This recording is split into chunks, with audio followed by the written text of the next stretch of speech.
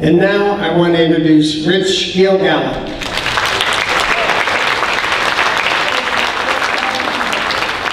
Well, that's okay, Don.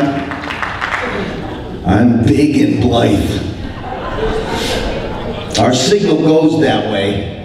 Unfortunately, I wish it went the other way.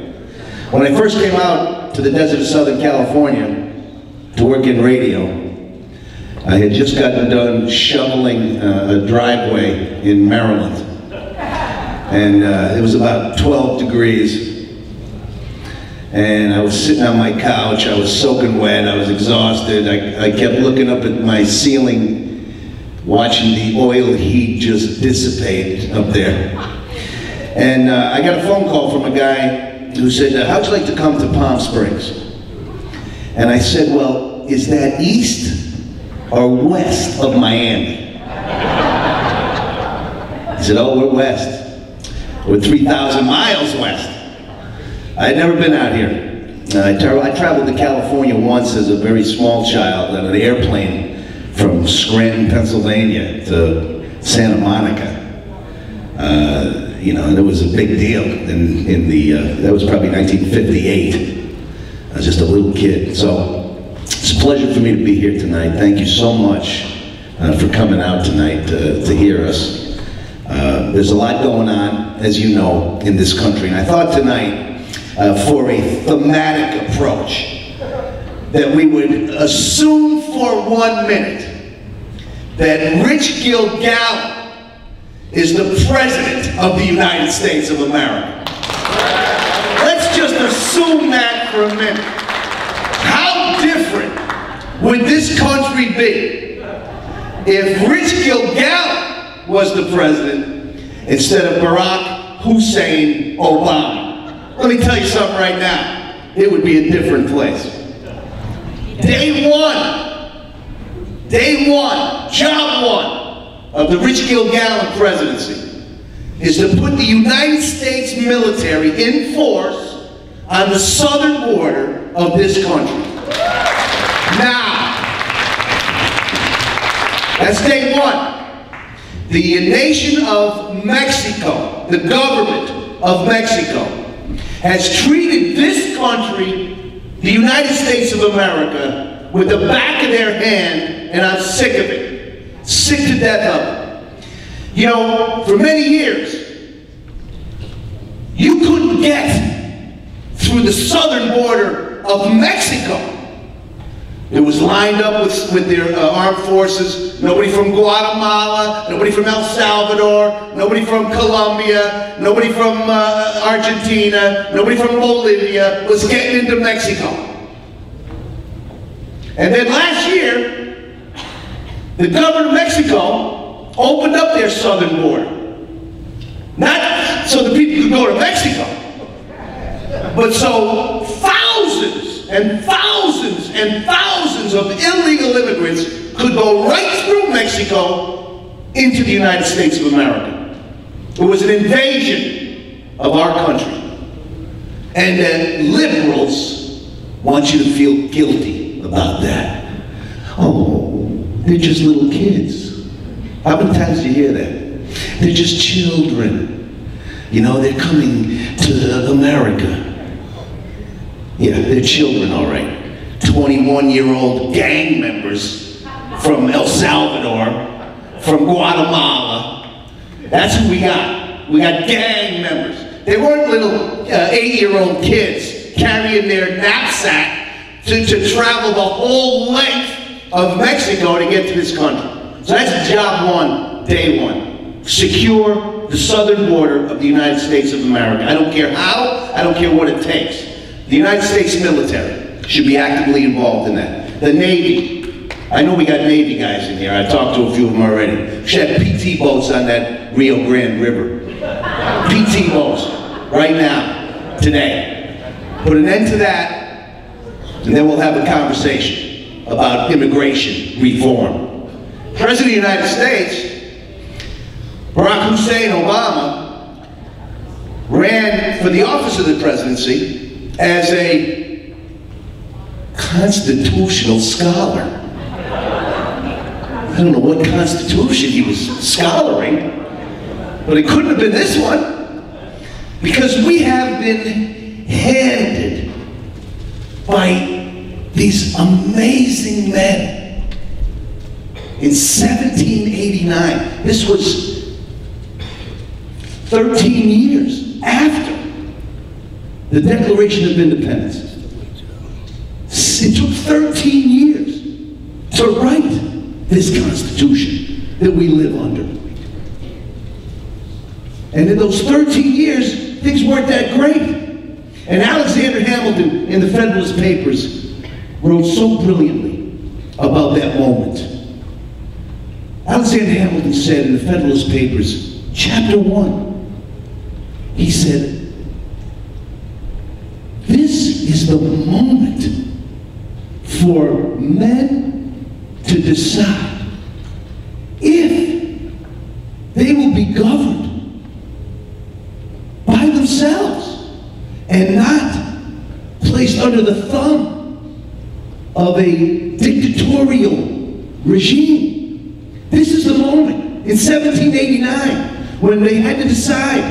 And he said, if we make the wrong decision, it will be to the detriment of the world. This country has been the magnet for people from around the world that wanted to experience freedom.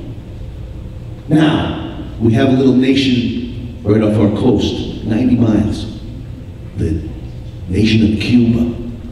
For many years, the government policy has been, we're not going to negotiate with Fidel Castro. How about this? How about if you went into a coma? I don't mean to say that to this, where's my friend here? Because I'm looking for one of those pills. What if you went into a coma in 1961, and you woke up in 2014 and 15? Fidel Castro, still in charge of Cuba. And what's worse, Jerry Brown is still the governor of California. Those are the only two guys left from the 60s. Fidel and Jerry Brown. So that's job one. So for many years, you know, these poor people in Cuba, they want to be free. They're just like you and me. They don't want to live under a dictator. And why do you go to prison in Cuba? Why do you go to prison in Saudi Arabia? Why do you go to prison in Egypt? Why do you go to prison throughout the world? Russia. Why do you go to prison in Turkey? It's not because you stole something or because you killed somebody. It's because you believe in democracy. That's what gets you in prison in Cuba. If you stand on a street corner and say something that you disagree with the people in charge, you wind up in jail. And that's what separates this country from almost the whole stinking world. Thank God. And by the way, could go tomorrow, just like that. Could lose that freedom tomorrow, just like that. Today, under the regime of Barack Hussein Obama, we have a press corps, which I'm part of. I was playing golf the other day and I made a birdie. And I said, oh, alert the press. I said, oh, I am the press. We have a sycophantic, suck-up press. It's unbelievable. I watch PMSNBC in the morning just to get my blood pumping. You know, I wake up a little groggy, and as soon as Mika Brzezinski opens her mouth, I start to wake up. I've never seen anybody in my life on television never complete one single sentence while she's interrupting everybody else that's talking. Oh, but you know, you can't put it. What did she say? Oh, no, I said, what is she saying?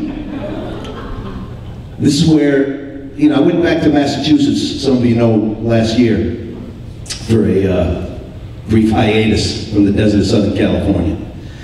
And there's something in the water in Massachusetts.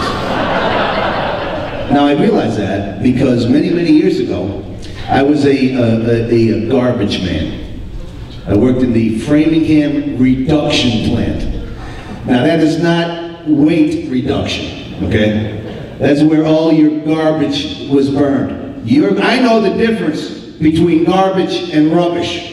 And believe me, there's a big difference. We had a town of Framingham, that was divided by a road called Route 9. On one side, people had garbage disposals. On the other side, they didn't. And that's when I found out what the difference between garbage and rubbish is. I would beg my boss, put me on the north side. Because you get all that food refuse in the summertime. You know, I was a garbage man. And I was a politician. I was the youngest elected official in the history of Massachusetts. When I was 18, it's the first year you could vote, 1972, 73. So I went down to the town hall. I come from a very political family. And I said to this guy, Mike Ward, he was the town clerk, standing behind a desk, smoking a big fat perotti cigar. It cost about 8 cents then. And I know they're from Scranton, as a matter of fact. And so I said, Mr. Ward, if you can vote, can you run? And he said, well, yeah, sure, I guess so. What do you want to run for? I go, I don't know, what do you got? I said, well, we got selectmen, which is it's like your city councils. We got public works. I work at the garbage dump already, I don't want to. We got park commission. I said, park commission, what do? They give people jobs. I said, really? I'm going to run for that. He goes, kid, let me explain something to you. The two guys that are in there have been in there for 25 years. You know, they're not going anywhere. You're not going to win. I said, well, we'll see. So I did what I watched my grandmother do. I campaigned. You know, I went door to door throughout the town. Put on radio ads, you know, I did everything that anybody does in a campaign. My mother said, now don't get your hopes up. That was my mother. Son, I love you. Don't get your hopes up. Make a long story short, I kicked their butts. Youngest elected official in the history of Massachusetts. What an amazing country. 18 years old, public office. And I got to give out some jobs. That was fun. Now, a couple of years later, I ran for selectman. And there was a liberal running, and there was a conservative running. So I thought, I'll tell you what I'll do. I ran as the moderate alternative. Oh, this is great. And I learned a valuable lesson in that campaign. Conservative got his conservative votes, the liberal got her liberal votes, and I got the big goose egg right in the middle. I got beat like a red-headed stepchild. So I learned a lesson then. And the lesson was, stand up for what you mean. Stand up for what you believe from your heart. Be honest in this campaign room. Now, again, I was drinking the water in Massachusetts for many years. And so, Father Drynan, anybody remember Father Drynan? It's amazing, very, very few people do. He was on the Judiciary Committee that held the impeachment hearings for Richard Nixon with Peter Rodino as the chairman. He was a Jesuit priest that was elected to Congress from Massachusetts. And the Pope got a little ticked off at Father Drynan one day and said, you're done. So he had to resign. So that left an open congressional seat. And there was about, I guess, 15 people running. And a friend of mine said, hey, I got a buddy of mine who's going to run. I said, really? And I worked at the garbage dump. I was in the union politics, you know. I said, is he a friend of yours? Yeah. Well, bring him around. I'll take him around. That person was Barney Frank. Oh, you heard him? Oh, him you heard him. Okay. And so, I took him around. And we got elected. And And so I went from, on a Friday, from working in the garbage dump to Monday, working in the halls of Congress. My father said, same job. Same job. So I worked in, and I'll tell you what, for a kid who grew up in a political, my grandmother was the state Democratic chairwoman of Lackawanna County, Pennsylvania. And those days were a little bit different. In those days, she was a big Democrat. And, you know, when the Democrats win, they worked. They had a job in the, like the marriage license bureau or something. And if they lost, then they didn't work. You know, people were, every time a Republican got in, all the Democrats got fired. Every time a Democrat got in, all the Republicans got fired. That was just the way it was in those days. But I grew up in that atmosphere. You know, some guys, you know, go into a shower and sing songs. I go in and recite inaugural addresses. You know, that's what I did. When some guys took, you know, kept score of baseball games, I kept the state list and wrote down the votes at conventions. You know, it was crazy about politics. But after 4 years working in the House of Representatives, I had stopped drinking from Massachusetts water. And I started to see things differently. And I have to tell you, it began in the well of the House of Representatives. I was in the building inside the chamber of the House. And it was time for Ronald Reagan's first State of the Union. And I was hanging over the balcony. You know. He came in. Now I was prepared, as a good liberal from Massachusetts, to not give him much of my admiration. The guy blew me away that night. He spoke with such amazing common sense that I'm so grateful it started to get through to me. And I said to Barney, I said, I think this guy's right. I mean, this guy's not wrong. That was the night he took the tax code of the United States and placed it on top of the podium, so you couldn't even see him. He was 6'2". Couldn't even see him. You know, it's bad in this country. Day 2 of the Rich Gilgallon presidency. Padlock and chain to the IRS building. Padlock, chain. I don't trust them anymore. And they showed us why we shouldn't trust them. When you have a major official of the Internal Revenue Service sit before a congressional committee and plead the Fifth Amendment, we have a big problem in the Internal Revenue Service. Big problem. There's got to be a better way.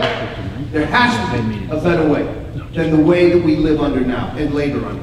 Well, if you're a tax attorney, if you do people's taxes, and you have to go and find a tax attorney to do your taxes, we got a problem in this country.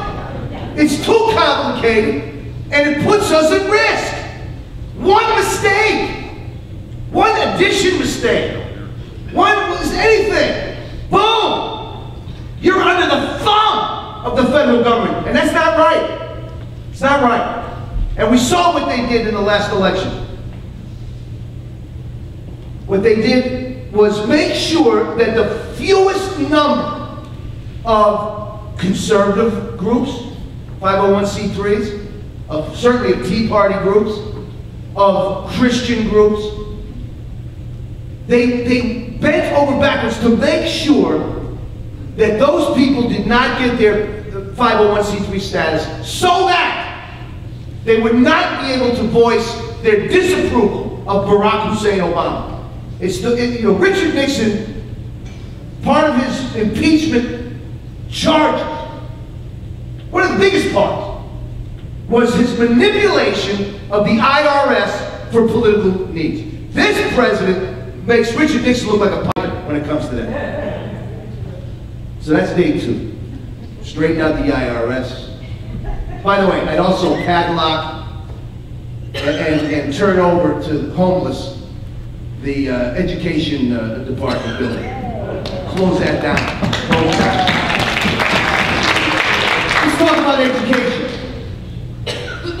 Read anything that was written by anyone in 1810, or 1789, or 1830, or 1930.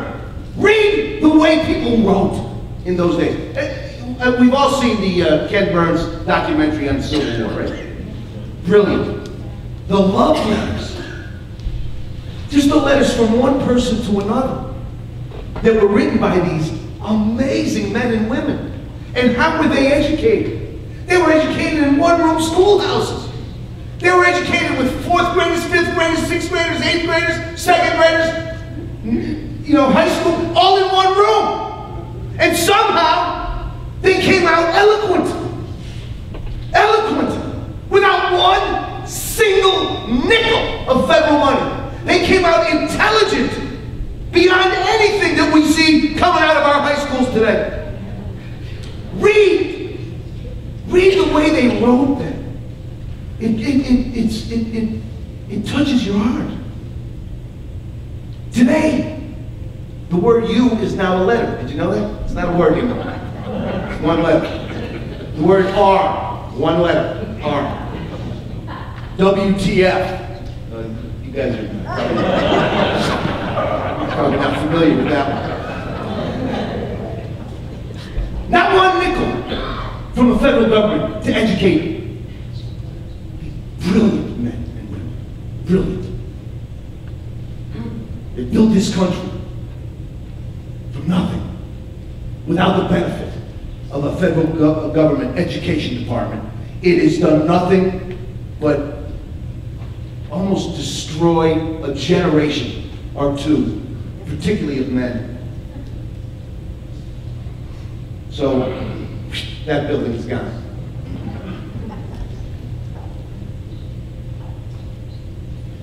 Tax code. I just want to touch briefly on that. Will somebody please tell me how, as a nation, we require taxes from veterans who leave their leg, their arm, their wherewithal on a battlefield for this country? Day one of a Rich Gilgallon presidential administration, any veteran, particularly an injured veteran, who comes back after giving up a piece of himself on a battlefield will never pay federal taxes again as long as he lives.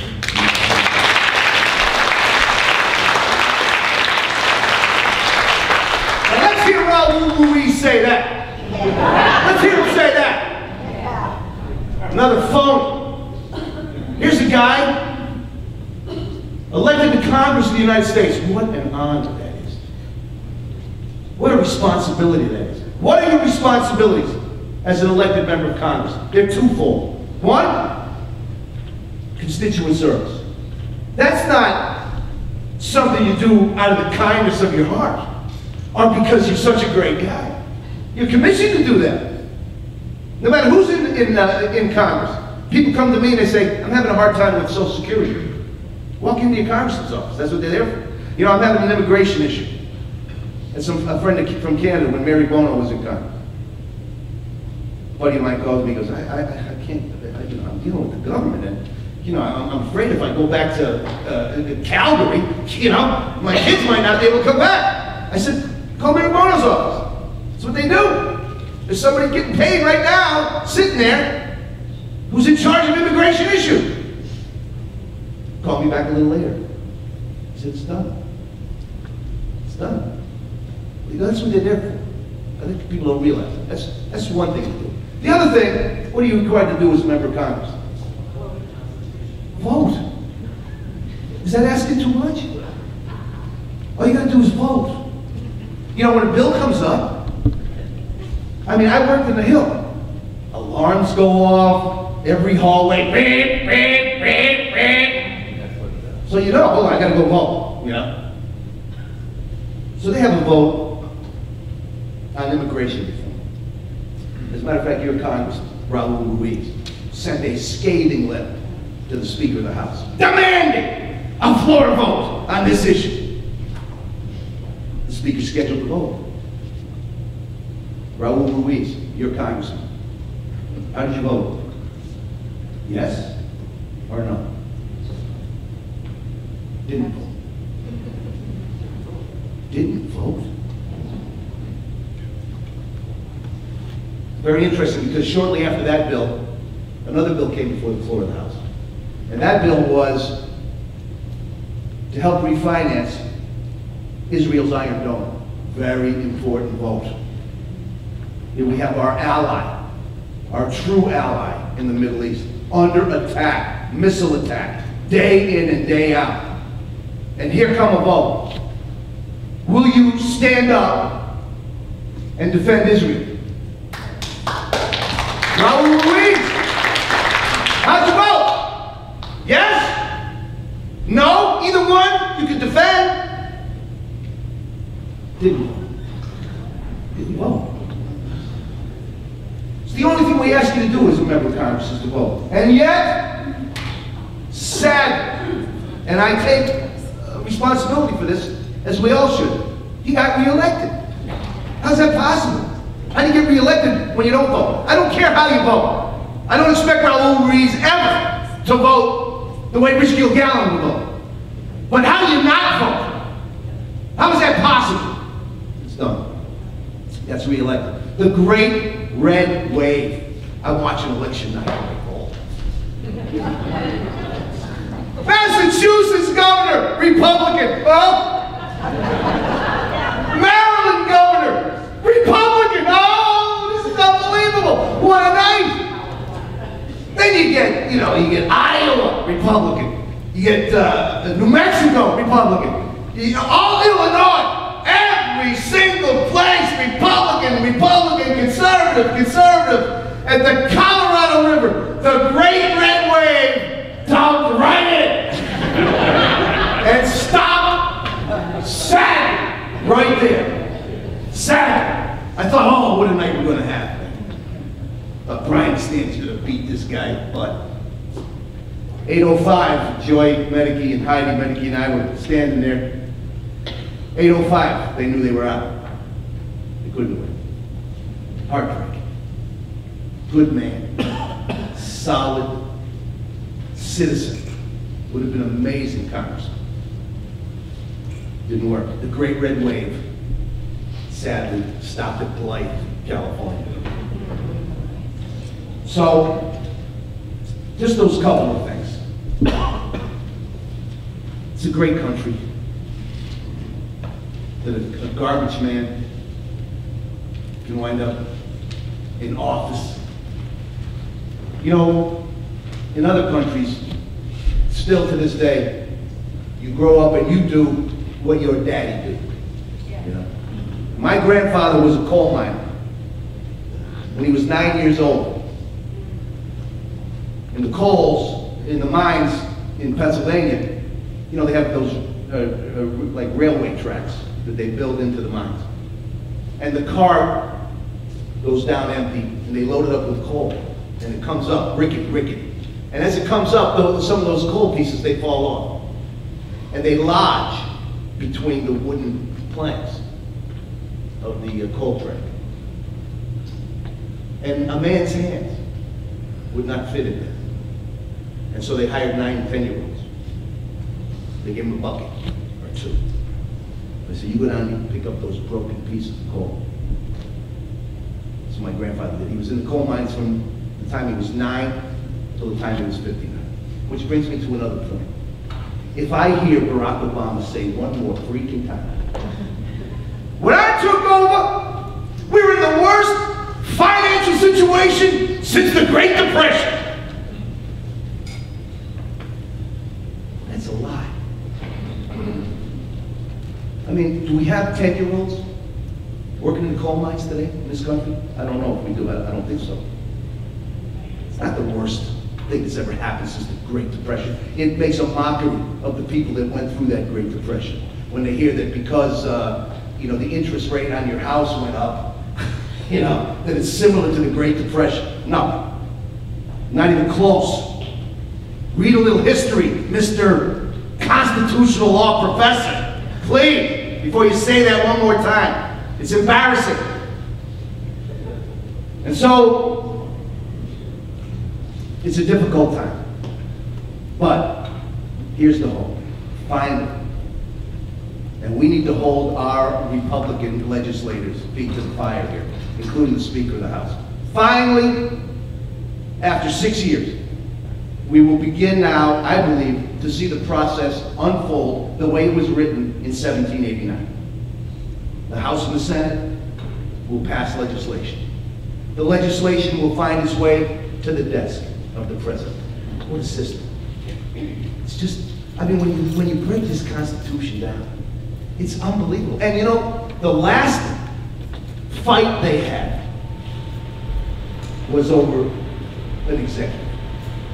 They all believed in representative government, for the most part. It's a little different today, ladies, thank goodness. But they all, when you break this down, the last thing they wanted was a king.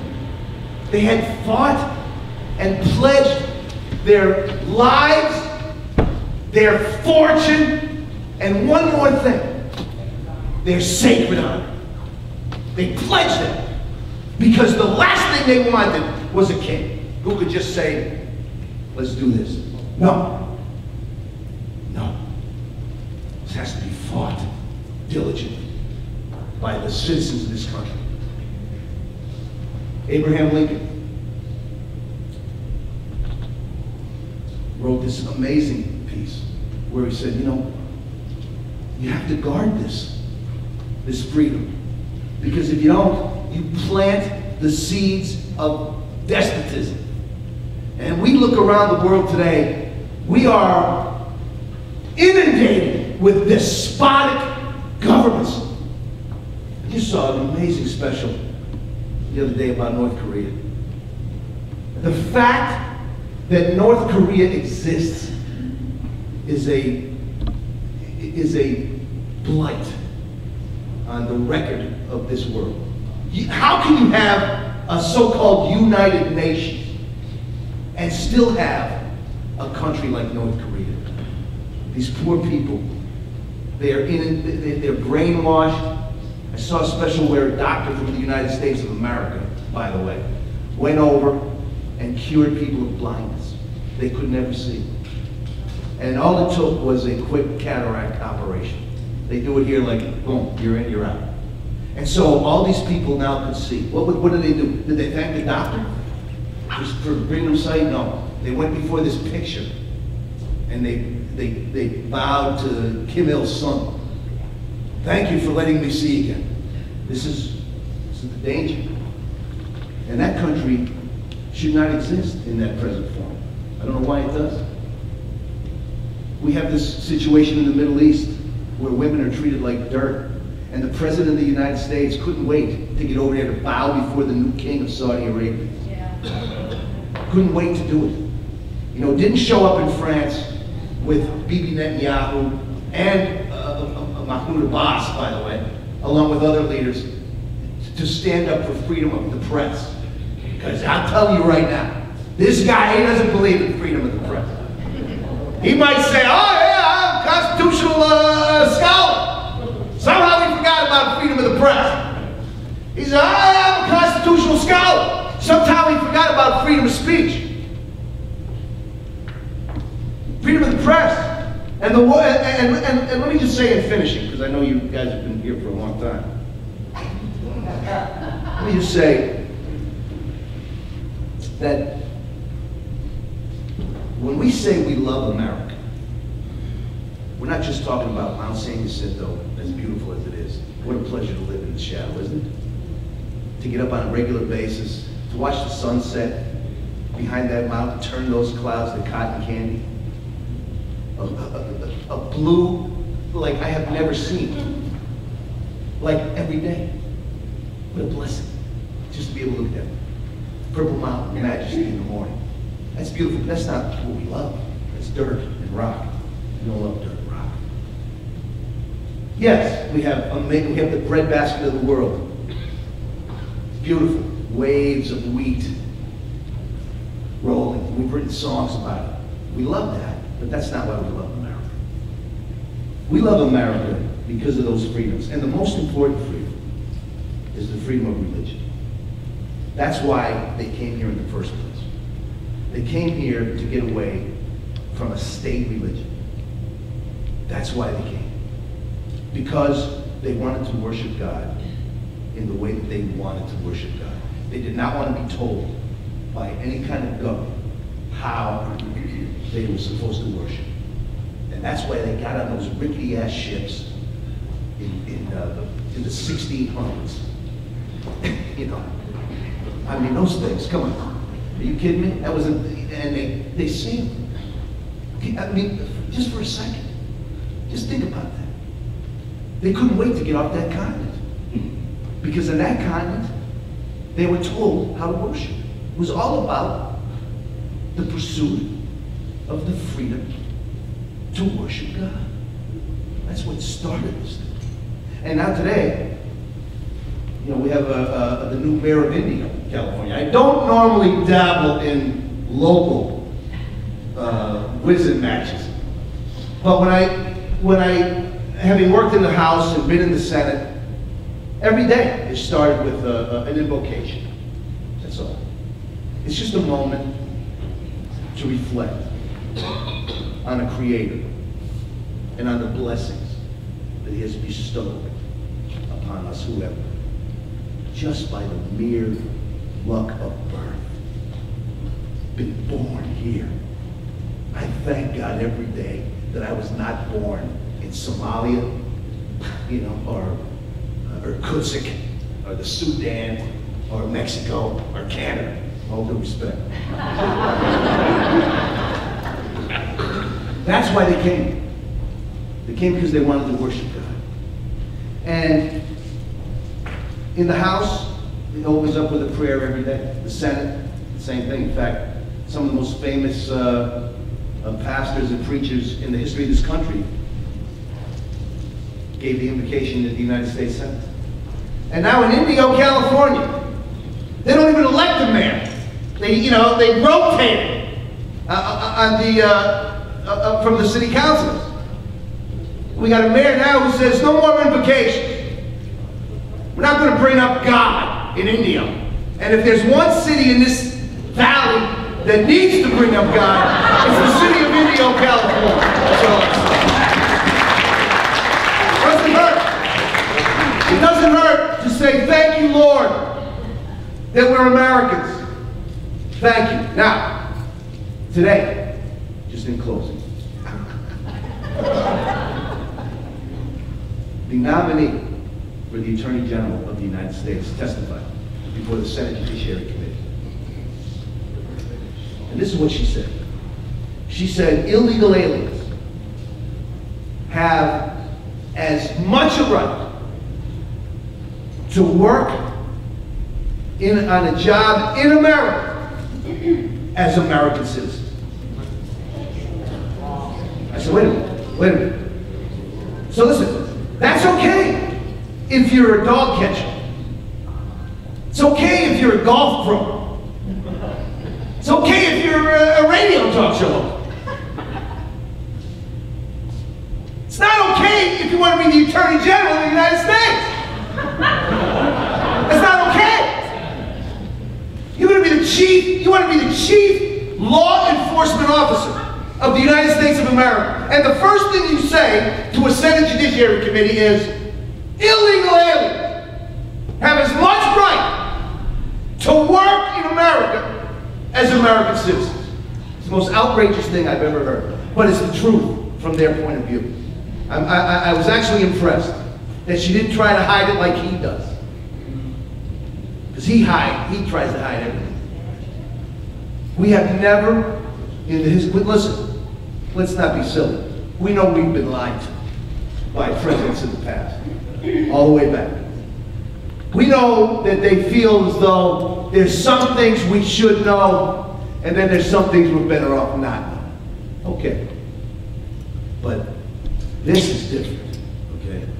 This guy lies about everything. If you ask him what temperature is it, he'll lie about the weather. He can't stop.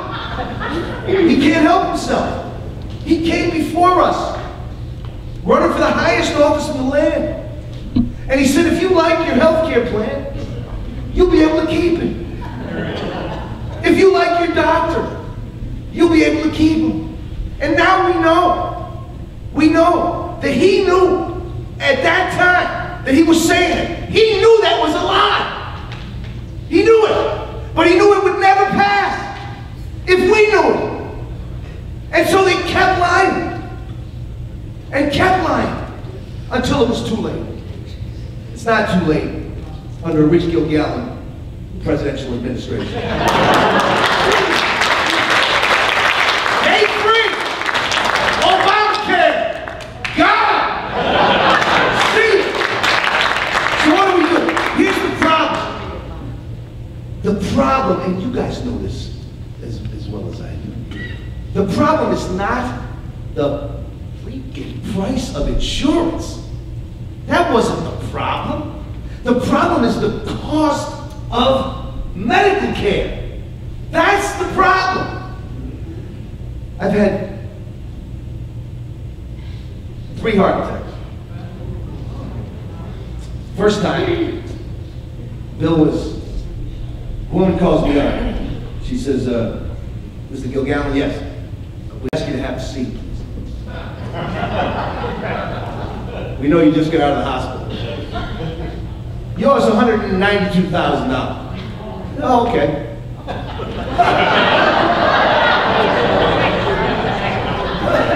That was the first one. That was half the price of the second one. The problem is the price of healthcare. And why is it so high? Well, these doctors, by the time they get out of medical school, they're 400 grand in debt. This is insanity. And why are they 400 grand in debt? Well, because the loan is easy to get. Now, I know, and we have this thing going on in colleges right now. It's so easy to get a student loan that dumbasses are going to college. Sorry to say. We need plumbers. We need laborers. We need TV mechanics, electricians. We need guys that can work with their hands. And we don't get them anymore because why? Just go get a student loan. That's all. I'll go to college.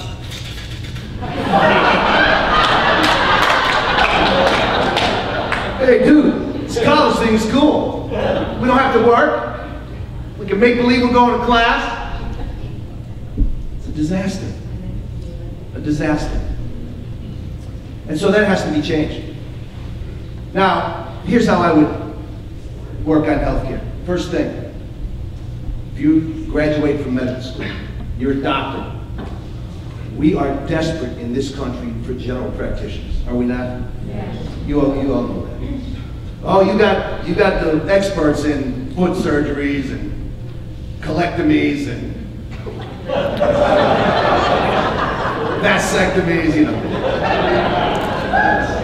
Yeah, I know, vasectomies, nobody likes to talk about that, but after what this one was talking about, this is nothing, right? So, I'm in the hospital. I'm in the doctor's office getting my vasectomy. I'm sitting there as vulnerable as a man could possibly be. I got ice-cold red paint all over me. And this nurse says to me, she says, you know, she says, your voice is awfully familiar. Are you Coach Rich Gilgallon? No! Not me! So anyway, we have a road to go. The great thing about living in this country is you can wake up every morning and you can say to yourself, you know what? Right now I'm free. I'm free. Now why are we free? We're free because of the amazing sacrifice for the last 2 centuries anyway, who put their lives on the line. Can we ever forget Ronald Reagan going to Normandy, speaking about boys that climbed that hill? What kind of courage did that take? To get out of those boats under fire and save a world. Save the world. The guys that never get enough credit are guys in my generation. They went into the jungles of Vietnam. Many of them drafted and saw things that they wish they'd never seen, lived through things they wish they'd never lived through. They won't talk about it today. I've tried for years to get the Vietnam guys to open up on the show and share a little of their experience, strength, and hope, what they went through. They won't do it. And the guys in World War II, they don't want to talk about it either. You know how it is. But I thank God for those guys and those women. My Aunt Pauline was a battlefield nurse in Italy as a veteran. That's why we're here. We're here because of them. They saved the world. And these kids coming back now today, you want to hug them. You know. Now the left will make believe that they're for them. But we see here lately the truth of that with the American sniper movement. You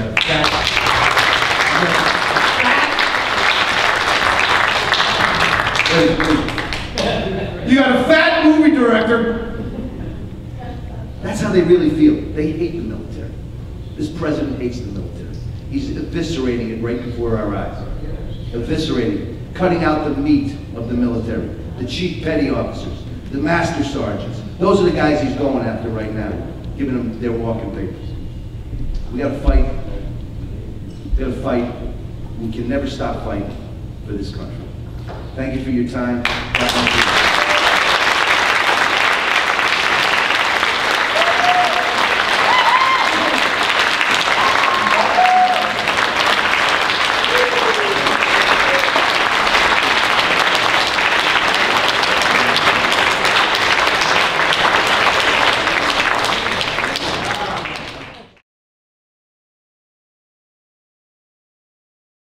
Okay, who has a question for Rich? Just right here. Have I run in front of him? You know, my job on the radio doesn't allow me to. But I'm 62 next May, so who knows?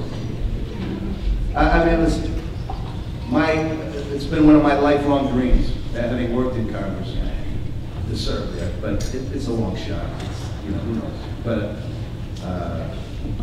I'll keep you posted, though. I'll tell you what. Yeah, it's on. They don't need me. I don't need it anyway, Don. But I will keep. I tell you this: if I do decide to run for something, my first stop will be right here.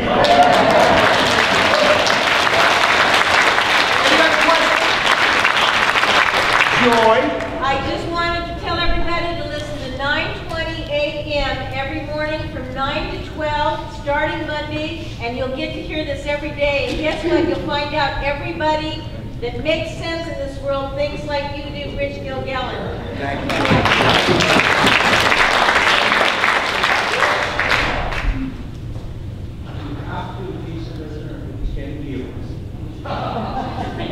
Yeah, the question is, do you have to impeach the president or can he be arrested? It's a serious question. When Richard Nixon was on the block, okay, the House had passed the articles of impeachment. And he, honestly doesn't get enough credit for this. But he resigned. Because he didn't want to put the country to the test. Bill Clinton, on the other hand, after disgracing the office of the President of the United States, I don't know how any president since has been able to sit in that Oval Office without wondering where it happened. Was it over here? Was it over there? And another born liar. Born liar. Now he comes out to the desert, hey, everybody loves him now. That was an intern, ladies and gentlemen. Somebody's parents were so excited when they found out their daughter was going to be an intern in the Oval Office of the White House. Can you imagine the excitement of that family? Only to find out later that this president took sexual advantage of an intern.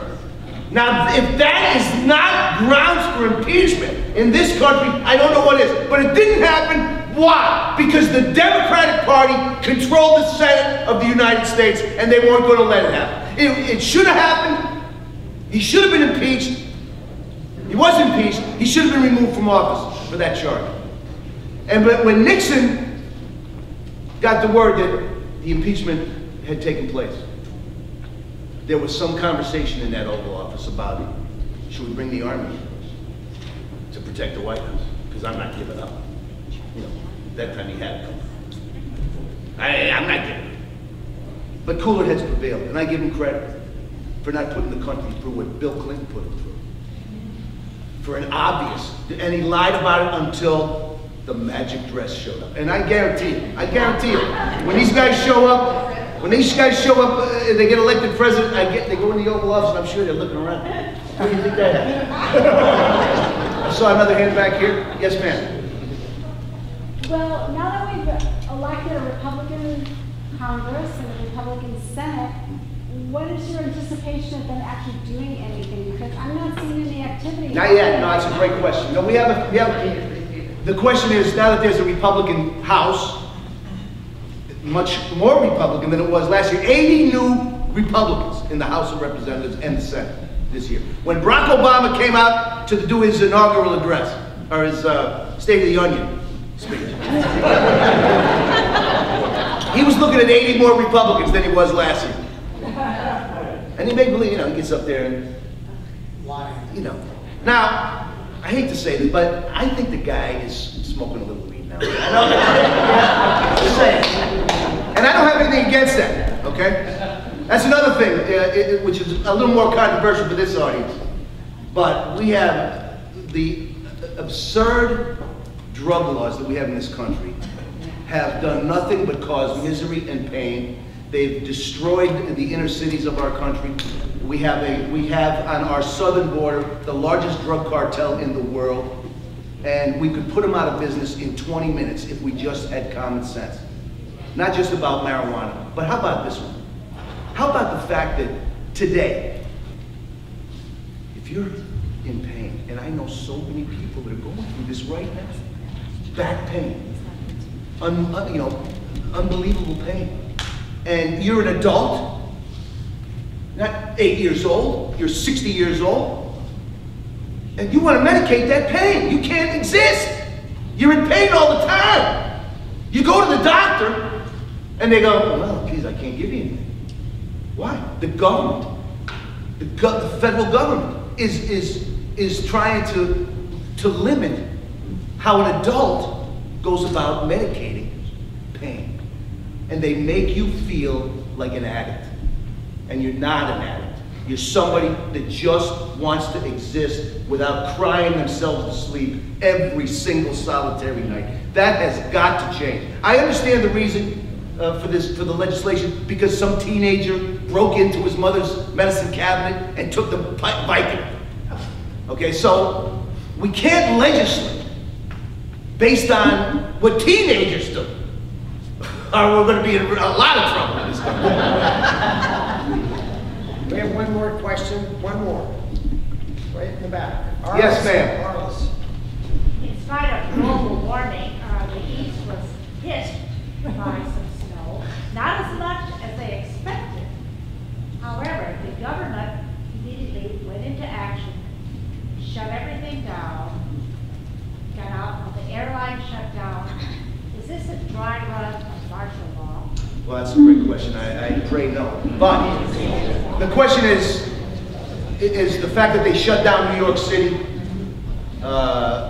for this so-called storm that didn't happen in New York City. It happened pretty good in my brother's backyard. He's got 4.5 feet of snow. Is this a dry run for the government coming in and taking over? You know, I worry about that. I mean, I worry about a lot. You know, I wake up at night, 3 o'clock in the morning thinking, cell phone, they know where I am. Not only do they know where I am, they know what I read, they know what I ate, they know what I bought, they know too much about me. But I want to address that global warming thing, because that's where the rubber meets the road today. The Prince of Wales. Oh, yeah. I hate princes and kings. I'm an American. I don't believe in kings. But he came out today talking about this global warming thing. And this is the perfect example. We have all this amazing science. Barack Obama calls me a part of the Flat Earth Society because I do not believe in man-made climate change. Sorry! So we have all these, and by the way, he calls us the Flat Earth Society. You know who the Flat Earth Society really was? The scientists! The scientists in the Middle Ages. It was the scientists that said, oh, you can't go over there, you go off the edge. You know? It wasn't Columbus, he wasn't a scientist. It's the scientists. I love science. I'm not an anti-science guy. But it was the scientists who said that if you weren't feeling well, the way to feel better is to cut your arm a little and bleed out the pain. It was the scientists that killed Abraham Lincoln. It wasn't even John Wilkes Booth's bullet. It was the doctors in there bleeding the poor guy to death. So I take science with a grain of salt because it changes all the time. And so here we have all of our amazing science. I'm grateful for weather satellites. Can you imagine living without them? How did these people know what was coming? Now when you live in New England and a snowstorm is coming, you know it's coming. And this is what you start 2 days before. You're like, oh God, it's coming. Where is it? Look at the satellite. Uh-oh, it's in Georgia. Oh God, here it comes. It's coming up. We're going to get killed. And so all of that science, they said, here it's going to go here, it's going to go here. All of our science is nothing compared to the amazing, awesome power of God. And this is nothing. You know, guess what? It's going to snow. It's New England. It's January in the Northeast. Hey, I'll tell you what, if you're here with me, most of you probably aren't, but if you're here with me in July, it's hot. Most of you are smart enough to get the hell out of Dodge before June. That's the way it is. You know, we are this big on this planet, but our egos are this big, particularly the liberals. Their egos are this big. Al Gore made more money pushing this false gospel of global warming than anybody in the country. It's a disgrace. By the way, his house has the #1 carbon footprint in the whole state of Tennessee. But that's different, because you know and I know, the liberal philosophy is today what it's always been. Do what I say, not what I do. Do what I say, not what I do. Thank you. Thank you, Don.